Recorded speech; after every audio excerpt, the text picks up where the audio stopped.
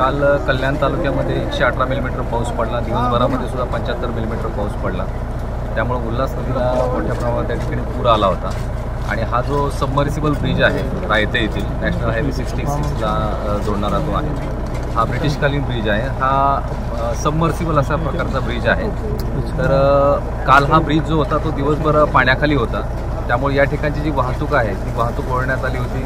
स्वतः पोलीस निरीक्षक कदम साहेब या ठिकाणी उपस्थित होते. नॅशनल हायवेचे पिंपळकर साहेब शिंदे मॅडम यासुद्धा त्या ठिकाणी उपस्थित होत्या. आणि या ठिकाणी त्यांनी वॉर्डनसुद्धा ठेवले होते. दुर्दैवानं कुठल्याही प्रकारची घटना या ठिकाणी घडलेली नाही. आणि या ठिकाणची जी वाहतूक आहे ती वाहतूक गोवेली टिटवाळा मार्गे वळवण्यात आलेली आहे. आज या ठिकाणी आम्ही पाहणी केली.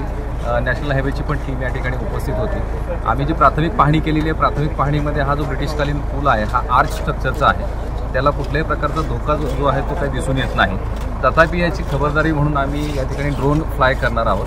ड्रोन फ्लाय करून त्या ठिकाणी प्रत्यक्ष ब्रिजच्या खाली जर कुठल्या प्रकारचे क्रॅक असतील किंवा कुठल्या प्रकारचे त्या ठिकाणी स्ट्रक्चरला डॅमेज असेल तर ते सुद्धा तपासणी केली जाणार आहे. सध्या आपण पाहत आहात या ठिकाणी नॅशनल हायवेच्या माध्यमातून तत्काळ या ठिकाणी जे रस्त्याचं जे डागडुजीचं काम आहे ते सुरू करण्यात आलेलं आहे. साधारणपणे 3 ते 4 तासांनी हा ब्रिज पुन्हा वाहतुकीला खुला करण्याचा प्रयत्न आहे. तथापि आम्ही ज्यावेळी ड्रोन फ्लाय करू आणि टेक्निकल टीम जी आहे नॅशनल हायवे अथॉरिटीची ती ज्यावेळी बघेल आणि ज्यावेळी स्ट्रक्चरल कुठल्याही प्रकारचा डॅमेज नाही ही खात्री होईल त्याचवेळी आपण ही जी वाहतूक आहे ती या ठिकाणी सुरू करणार आहोत.